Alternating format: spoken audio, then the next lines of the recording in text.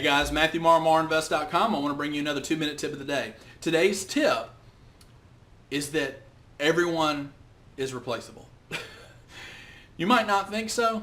Think about the President of the United States. Now here is the most powerful person in our world. In the entire world, billions of people. This guy has the power of one of the most powerful militaries in the entire world. With just a phone call, he can have nuclear submarines nearly halfway around the world. Aircraft carriers and jets and planes and surveillance and bombs and all kinds of horrible things that he can have at his ready if he needs it. Most powerful guy in the world. Is he replaceable? Absolutely. He's replaceable in about an hour, however long it takes for them to swear in the next guy. Okay.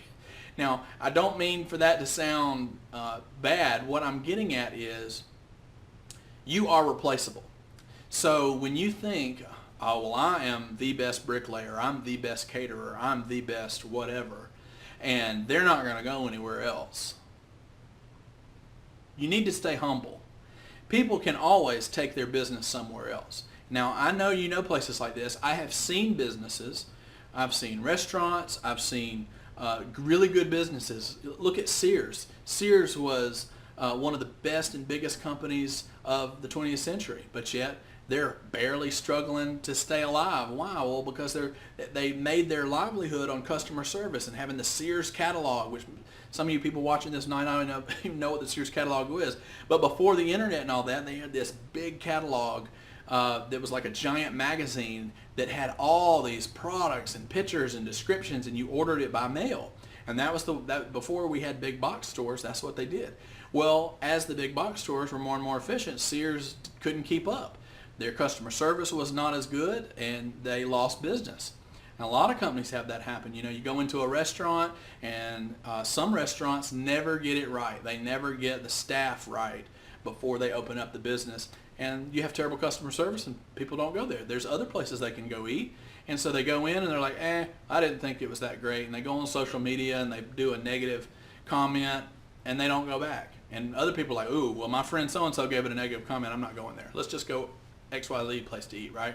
How do you make yourself irreplaceable? And this is important. Now, can you build a quality, say, basketball team? Let's take basketball. Can you replace Michael Jordan? Can you replace LeBron James? Can you replace one of these guys that just is amazing across all stats? I mean, they can do defense, they can do offense, they are team leaders, they have good attitudes, they are just X factors on their team, right? Can you just easily replace that guy? No, you can't. Okay. Well, what is it about those guys that makes them so successful? Well, here's what it is. You may never be a LeBron James. You may never be a Michael Jordan, but you can be the best you that's ever been created. Now, I know that might sound cheesy, but remember, you aren't in competition with Michael Jordan. You're not in competition with LeBron James. You're not even in competition with me. People ask me, who drives me for success? I am driven to success because I'm self-driven, right? When I look at my spreadsheets, it is that I feel good about what I've done, and I'm doing better than I did the year before, and I'm not stagnant. To me, that makes me successful, when I can do more for more people, right? Well, what makes you successful? You have to, within the confines of your abilities and your tool belt, and again, you're going to have different tools than I will. You know, I know when I was in college, whenever we did group work, which was always, because the group work was the big thing, I would always take the speaking spot. Well, everybody else was like, fine, you take the speaking role. We don't want that. I don't want to get in front of the class. Well, what was I good at? And what's natural for me? Speaking. So I took what was easiest for me, which was doing the speaking part. What was the hard part for me? I did not want to go and research and write that 20-page paper.